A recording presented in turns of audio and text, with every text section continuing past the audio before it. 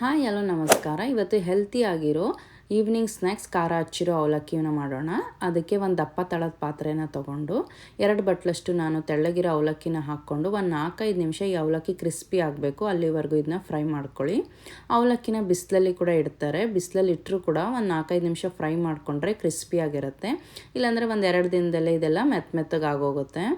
ನೋಡಿ, ಈ ರೀತಿ ಸ್ಪೂನಿಂದ ಅವಲಕ್ಕಿನ ಮೇಲೆ ಹಾಕ್ಕೊತ ನೀವು ಫ್ರೈ ಮಾಡಬೇಕು, ಇಲ್ಲಾಂದರೆ ಕೆಳಗಿರೋ ಅವಲಕ್ಕಿ ಎಲ್ಲ ಸೀದೋಗುತ್ತೆ. ಈಗ ಒಗ್ಗರಣೆ ಮಾಡ್ಕೊಳ್ಳೋಣ. ಅದಕ್ಕೆ ಒಂದು ಪಾತ್ರೆಯಲ್ಲಿ ಒಂದು 4 ಟೇಬಲ್ ಸ್ಪೂನಷ್ಟು ಎಣ್ಣೆನ ಹಾಕ್ಕೊಳ್ಳಿ.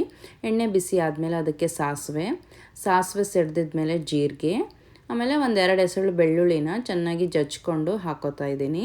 ನೀವು ಬೆಳ್ಳುಳ್ಳಿ ಬದಲು ಇಂಗನ್ನು ಕೂಡ ಯೂಸ್ ಮಾಡ್ಕೋಬೋದು. ಒಂದು 2 ನಿಮಿಷ ಎಣ್ಣೆಯಲ್ಲಿ ಬೆಳ್ಳುಳ್ಳಿನ ಫ್ರೈ ಮಾಡಿ.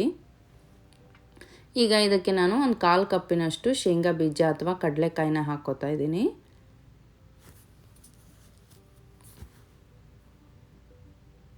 ಶೇಂಗಾ ಬೀಜ ಒಂದು ಸ್ವಲ್ಪ ಕೆಂಪಗಾಗಿದ್ಮೇಲೆ ಒಂದು 1/4 ಕಪ್ಪಿನಷ್ಟು ಕಡಲೆ ಅಥವಾ ಪುಟಾಣಿ, ಒಂದು 4-5 ಎಸಳು ಕರಿಬೇವು, ಒಂದು ಸ್ವಲ್ಪ ಗೋಡಂಬಿನ ಹಾಕ್ಕೋತಾ ಇದ್ದೀನಿ. ಈ ಕಡಲೆ ಮತ್ತು ಗೋಡಂಬಿ ಎಲ್ಲ ಸ್ವಲ್ಪ ಕೆಂಪಗಾಗಬೇಕು, ಅಲ್ಲಿವರೆಗೂ ಈ ಎಣ್ಣೆಯಲ್ಲಿ ಇದನ್ನ ಫ್ರೈ ಮಾಡ್ಕೊಳ್ಳಿ.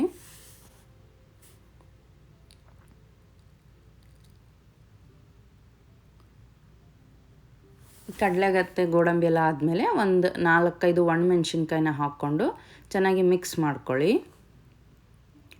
ಈಗ 1/4 ಟೀ ಸ್ಪೂನಷ್ಟು ಅರಿಶಿಣದ ಪುಡಿ, 1 ಟೀ ಸ್ಪೂನಷ್ಟು ಅಚ್ಚ ಖಾರದ ಪುಡಿ, ಆಮೇಲೆ ರುಚಿಗೆ ತಕ್ಕಷ್ಟು ಉಪ್ಪು ಹಾಕ್ಕೊಳ್ಳಿ.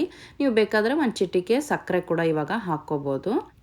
ಈಗ ಸ್ವಲ್ಪ ಇದನ್ನ ಮಿಕ್ಸ್ ಮಾಡಿಕೊಂಡು ಚೆನ್ನಾಗಿ ಗ್ಯಾಸ್ ಆಫ್ ಮಾಡ್ಕೊಂಬಿಡಿ. ಗ್ಯಾಸ್ ಆಫ್ ಮಾಡಿಕೊಂಡು ನಾವು ಹುರಿದಿಟ್ಟಿರೋ ಅವಲಕ್ಕಿನ ಹಾಕ್ಕೊಳ್ಳಿ. ಇದಕ್ಕೆ ಹಾಕ್ಕೊಂಡು ಚೆನ್ನಾಗಿ ಎಲ್ಲ ಮಿಕ್ಸ್ ಮಾಡ್ಕೊಳ್ಳಿ.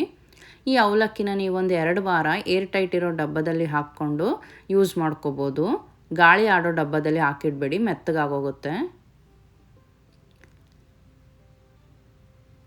ಈಗ ಈ ಅವಲಕ್ಕಿ ಎಲ್ಲ ಚೆನ್ನಾಗಿ ಮಿಕ್ಸ್ ಆದಮೇಲೆ ಗ್ಯಾಸ್ ಆನ್ ಮಾಡಿಬಿಟ್ಟು ಮತ್ತೆ ಒಂದು 2 ನಿಮಿಷ ಈ ಅವಲಕ್ಕಿ ಎಲ್ಲ ಬಿಸಿ ಆಗಬೇಕು, ಅಷ್ಟೊತ್ತು ಇದನ್ನ ಫ್ರೈ ಮಾಡಿ. ಆಮೇಲೆ ಇದು ತಣ್ಣಗಾದಮೇಲೆ ಒಂದು ಡಬ್ಬದಲ್ಲಿ ಹಾಕಿ ಎತ್ತಿಟ್ಕೊಳ್ಳಿ. ರೆಸಿಪಿನ ಟ್ರೈ ಮಾಡಿ, ಇಷ್ಟ ಆದರೆ ಲೈಕ್ ಮಾಡಿ, ಶೇರ್ ಮಾಡಿ ಮತ್ತು ಚಾನಲ್ಗೆ ಸಬ್ಸ್ಕ್ರೈಬ್ ಮಾಡ್ಕೊಳ್ಳಿ. Thank you.